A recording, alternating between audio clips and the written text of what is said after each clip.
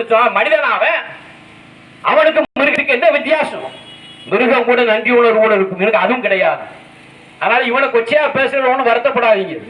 இவன் அதுக்கு கூட தகுதி இல்லாத ஆளு. இவர் இன்னைக்கு பேசுகிறார், நாங்க டபுள் சர்க்காரா இருந்து தமிழ்நாட்டுக்கு நிறைய திட்டங்களை கொண்டு வருவோம். 10 வருஷம் இருந்திய கொண்டு வந்திருக்க யார் வேண்டானா? அதோட ஒரு பெரிய குற்றச்சாட்டை வைத்த கலைஞர் கருணாநிதி இவர் தான் கொண்டார்கள். 1.5 கோடி ரூபாய்க்கு இட்லி கணக்கு எழுதின பய உள்ளே 1.5 கோடி ரூபாய்க்கு இட்லி கணக்கு எழுதி ஜெயலலிதா அப்போலோ ஹாஸ்பிட்டல் வெளியே வந்தா என்ன இருக்காளா, இறந்தாளா, படுத்தாளா, எந்திரிச்சாளா, நடந்தாளா எவனுக்கும் தெரியாது.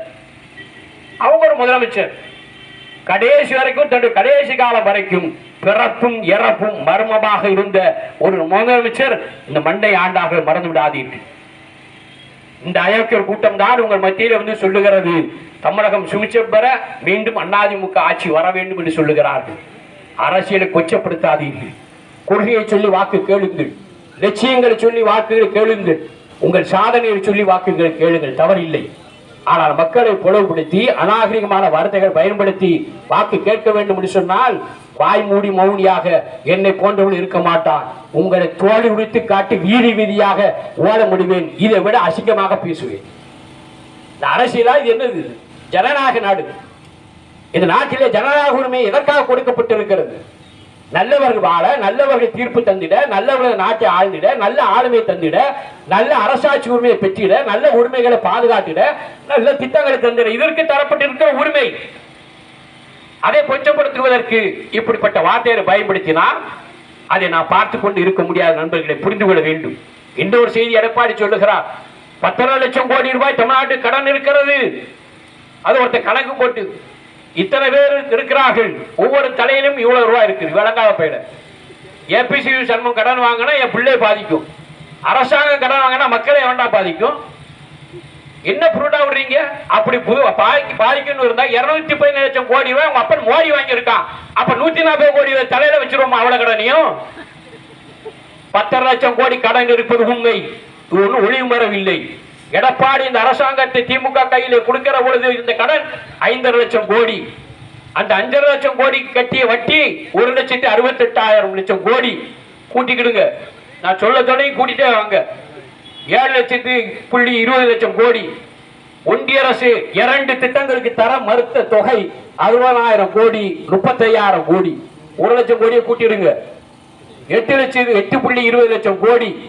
அதற்கு மேலாக ஒக்கி புயல், கஜா புயல், கொரோனா, வெள்ளம், இவை அனைத்தும் வந்தது. 32,000 கோடி ரூபாய் கேட்டோம். 300 கோடி கொடுத்தால் மாபாவி மோடி. அந்த 32,000 அதோடு சேர்த்துக் கொள்ளுங்கள். இருக்கிற கடன் 8.25 லட்சம் கோடி ரூபாய். இந்த 8.25 லட்சம் கோடி ரூபாய் வந்தாலும் எவன் தர மறுத்தாலும் இன்றைக்கும் 1,31 லட்சம் தாய்மார்களுக்கு மாதம் ஒன்றுக்கு உரிமை தொகை 1000 கொடுக்கிற திட்டத்தை தந்தாரே, அவர்தான் இந்த மண்ணை ஆளுகின்ற தகுதி படைத்த தலைவர் என்பதை மறந்து விடாதீர்கள். எவன் கல்விக்கு நிதி திறக்க மறுத்தாரோ 8,000 கோடி ரூபாய் தர முடியாது, புதிய கல்விக் கொள்கை ஏற்றால்தான் தருவேன் என்று சொல்லுகிற பொழுது நீ தர வேண்டிய அவசியம் இல்லை, என் தமிழ் மக்களை படிக்க வைப்பதற்கு எனக்கு தெரியும் என்று புதுமை பெண், நான் முதல்வர் என்று 7,800 கோடி ரூபாய்க்கு திட்டங்கள் உயர்த்தி தந்தாலே முத்துவேல் கருணாநிதி ஸ்டாலின் அவன் தான் நாட்டுக்கு வர வேண்டும் என்று நாங்கள் ஆசைப்படுகிறோம். பதவி ஆசைக்காக அல்ல அன்பர்களே, நான் ஒன்றும் தேர்தலில் நிற்கவில்லை. வாக்கு கேட்டு உங்கள் மத்தியில் யாருக்கு வந்திருக்கிறேன் என்றால் அனிதா ராதாகிருஷ்ணனுக்கு வந்திருக்கிறேன். எனக்கு வாக்கு கேட்டு வரவில்லை. ஆனால் இந்த மண்ணை ஆள வேண்டும், யார் மக்களுக்கு நன்மை செய்வார்கள், யார் மக்களுக்காக அடையாளம் காட்டுவார் என்பது புரிந்துதான் இந்த செய்தியெல்லாம் உங்க மத்தியிலே இந்த இரவிலேயும் சொல்லுகிறேன். 6 முறை அனிதா ராதாகிருஷ்ணன் வெற்றி பெற்றார். அவர் அதை சரித்திரம் படைத்தார். இன்னொரு முறை வெற்றி பெறட்டும், சரித்திரம் படைக்கட்டும், அதில் எனக்கு ஆட்சேபனை இல்லை. ஆனால் இஸ்லாமியவர்களை உங்களை பாதம் தொட்டு கேட்கிறேன். இங்கே நிற்கிற இஸ்லாமானாலும் சரி, இல்லத்தில் இருக்கிற இஸ்லாமிய பெருமக்களானாலும் சரி, தாய்மார்கள், இளைஞர் அத்தனை பேர் பாதங்களை தொடுகிறேன். ஏபிசி சண்முகம் எதற்காக என்று கேட்டால் உங்கள் அடுத்த தலைமுறை பாதுகாப்பாக வாழ வேண்டும், உங்கள் அடுத்த தலைமுறை பத்திரமாக வாழ வேண்டும், உங்கள் அடுத்த தலைமுறை தன் வாழ்வில் உச்சத்திற்கு செல்ல வேண்டும். நான் சொல்லுகிற விஜய் சொல்லுகிற உச்சம் அல்ல. ஏன்னா அவன் தான் சொல்லிட்டு இருக்கான், நான் உச்சத்தை தொட்டு விட்டு வந்திருக்கிறேன். அவனோட இருக்கிற 1000 கோடியை விட்டு வந்திருக்கிறார்கள். ஒருத்தர் 2000 கோடி விட்டு வந்திருக்கிறார்.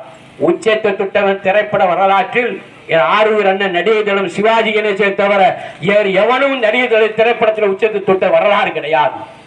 1000 கோடி 2000 கோடி விட்டு வந்தேன்னு சொன்னவன் தேர்தல் வேட்புமணியில 230 கோடி கணக்கு எழுதுறான். அப்ப எவன் சொன்னது பொய்? 1000 கோடி சொன்னவன் பொய்யா? இல்ல உனையெல்லாம் இழுத்துட்டு போறானே அந்த விஜய் சொல்றது பொய்யா? இப்படி ஒரு கூட்டம், ஆபத்தான கூட்டம். இந்த கூட்டம் தான் மாற்றம் தருகிறோம், மாற்றத்திற்காக இயங்குகிறோம், ஒரு குடும்பம் ஆளலாமா, வாரிசு அரசியலா என்று இந்த பசப்பு வார்த்தைகளை மட்டுமே உங்கள் மத்தியில பேசுகிற இந்த கூட்டம் ஆபத்தான கூட்டம். அன்புக்குரியவர்களே, நான் எதற்கு இது ஆபத்தான கூட்டம் என்று சொல்லுகிறேன் கேட்டால், வலைதளங்களை பார்க்கிறீர்கள், தொலைக்காட்சிகளை பார்க்கிறீர்கள். நான் வணங்குகிற, நான் போற்றுகிற, நான் பிறக்காத உடம்புற சகோதரியா கருதுகிற பெண்கள் விஜயை பார்த்து பேசுகிறார். நான் அண்ணாவையும் பார்க்கிறேன், என் தம்பியாகவும் பார்க்கிறேன், என் புருஷனாவையும் பார்க்கிறேன், நான் பொண்டாட்டியாகவும் இருப்பேன்கிறார். எவ்வளவு பெரிய கலாச்சார சீரழிவு ஆபத்தை விளைவிக்கிறது எண்ணி பாருங்கள். திரைப்படத்துறை வரலாற்றில் இப்படி ஒரு வரலாறு நடந்ததாக கிடையாது. அப்படி ஒரு ஆபத்தை, ஒரு கூட்டத்தை இன்றைக்கு வளர்த்து கொண்டு தன்னுடைய திரைப்பட மோகத்தை மார்க்கெட்டிங் பண்ணுவதற்கு, வணிகம் பண்ணுவதற்கு அரசியலை பயன்படுத்துகிற ஒரு ஆபத்தான பெருவழிதான் இந்த ஜோசப் விஜய் என்ற ஐயங்கார் என்பதை மறந்து விடாதீர்கள். நான் திரும்ப திரும்ப ஐயங்கார் என்று எதற்காக சொல்லேன் கேட்டால், அவருடைய தாயார் பெயரை கேளுங்க, அவன் ஜாதியை கேளுங்க, அவன் தந்தை பெயரை கேளுங்க, அவன் ஜாதியை கேளுங்க. ஜோசப் விஜய் எங்கிருந்து வந்தார் என்று உங்களுக்கு தெரியும். இது தனி மனிதனுக்காக சொல்லுகிற செய்தி அல்ல, இது பின்புறம் என்ன இருக்கிறது என்பதை புரிந்து கொள்ள வேண்டும். இவன் கிறிஸ்தவன் என்று சொல்லி, இவன் சிறுபான்மை என்று சொல்லி சிறுபான்மை வாக்குகளை சிதறடிப்பதற்காக மோடி அனுப்பிய ஏஜென்ட். இதையும் சில காங்கிரஸ்காரன் நம்புறான், கபோதிகள். புரியாமல் விசில் கூட்டத்திற்கு வாக்களிக்க வேண்டும் என்று பேசுகிறார்கள். அவளுக்கு ஒன்று சொல்லுகிறேன், பெருந்தலைவர் காமராஜர் உயிரோடு இருக்கிற பொழுது 1927ஆம் ஆண்டு திண்டுக்கல் இடைத்தேர்தல் முடிந்ததற்கு பிறகு மக்களுக்கு செய்தியாக சொன்னார், இந்த மண் கூத்தாடி கரங்களில் சென்றிருக்கிறது. அவருக்கு பிறகு அந்த வார்த்தையை நான் சொல்ல முடியாது, அவங்களுக்கு கையிலே இந்த அரசு செல்லும் என்று சொன்னார். அதுதான் நடந்தது. வாரிசு அரசியல் என்று பேசுகிறீர்களே, எம்ஜிஆர் மறைவிற்கு பிறகு யார் வந்திருக்க வேண்டும்? நாவல நெடுஞ்செழியன் வந்திருக்க வேண்டுமா இல்லையா? எப்படி ஜானகியம்மார் வந்தால் சரி, ஜானகியார் பிறகு சரி, ஜெயலலிதா அப்படி வந்தால் வீரப்பன் தானே வந்திருக்க வேண்டும். எப்படி ஜெயலலிதா வந்தார்? நீங்க வாரிசு பேசுறவங்களுக்கு என்னடா யோக்கியதை இருக்கு? நீங்க மட்டும் ஆடினால், கூடினால், பேசினால் அவர்களுக்கு வாய்ப்பு கொடுப்பீர்கள். உழைப்பால், மக்களை பற்றி சிந்திப்பதால், மக்களுக்கு திட்டங்கள் வைப்பதால், மக்களை சந்தித்து வாக்குகளை பெற்ற எங்கள் வாரிசு ஏன் இந்த நாட்டை ஆளக்கூடாது என்பதுதான் என்னுடைய கேள்வி. புரிந்து கொள்ள வேண்டும். இந்த இஸ்லாமிய மக்கள் மத்தியில பேசுகிற பொழுது ஒரு நல்ல செய்தியை செவியிலே கிடைத்தது. எவன் சதி செய்தானோ, எவன் இந்த நாட்டின் நம்ம உரிமையை பறிக்க வேண்டும் என்று எண்ணினானோ, எவன் இந்த நாட்டிலே ஆண்டோன் பெயரால் அநியாயத்தை அரங்கேற்றம் செய்தானோ, அந்த கூட்டம் கொண்ட நாடாளுமன்ற திருத்த மசோதா இன்றைக்கு நாடாளுமன்றத்திலே தோல்வி தழுவி நிற்கிற இந்த செய்தியை சொல்லுகிற போது உண்மையிலே மனநிறைவு அடைகிறது. இதுதான் இந்த மண்ணிற்கு தேவை, இதுதான் இந்த நாட்டிற்கு தேவை, இதுதான் இந்த நாட்டை வலியுறுத்த சொல்லுகிற ஜனநாயக சக்திகளுக்கு தேவை. அதற்காக நடக்கிற இந்த தேர்தல் மறந்து விடாதீர்கள். இது சாதாரண தேர்தல் அல்ல, இது ஏதோ சரித்திரம் சொல்லுகிற தேர்தல் அல்ல, இது நாளைக்கு நடந்து 5 வருட காலம் கழித்து நடக்கிற தேர்தல் அல்ல. இந்த தேர்தல் என்பது அடுத்த தலைமுறை வாழ்விப்பதற்காக, விளிம்பு தட்டில இருக்கிற மக்களை வாழ வைப்பதற்காக, அவர்களுக்கு திட்டங்கள் வகுத்து என் எதிர்கால இளைஞர் இந்த நாட்டை அமைதி பூங்காவாக மாற்றுவதற்கு, என் இஸ்லாமியனை பழகுபடுத்த வேண்டும் என்று எந்த சண்டாளன் சொல்லுகிறானோ அவன் வாயிலே மண்ணெள்ளி போடுவதற்கு நடக்கிற தேர்தல் தான் இந்த தேர்தல் என்பதை கவனத்தில் கொள்ள வேண்டும். இது வேகத்தில் பேசுகிற செய்தி அல்ல, வயிற்றறிச்சலில் பேசுகிற செய்தியும் அல்ல. என் நாட்டு மக்கள் மீது, என் இஸ்லாமிய உறவுகள் மீது நான் வைத்திருக்கிற நம்பிக்கை, நான் வைத்திருக்கிற சகோதர பாசம், நான் வைத்திருக்கிற உறவுதான் என்னை இப்படி பேச தூண்டுகிறது. எனவே உங்கள் சிந்தனைக்கு வைக்கிறேன். உதிக்கட்டும் உதயசூரியன், வெள்ளத்தும் தமிழகம், தொடரட்டும் சாரினாட்சி, மறவாமல் அனிதா ராதாகிருஷ்ணன் உதயசூரியன் வாக்களிங்கள்.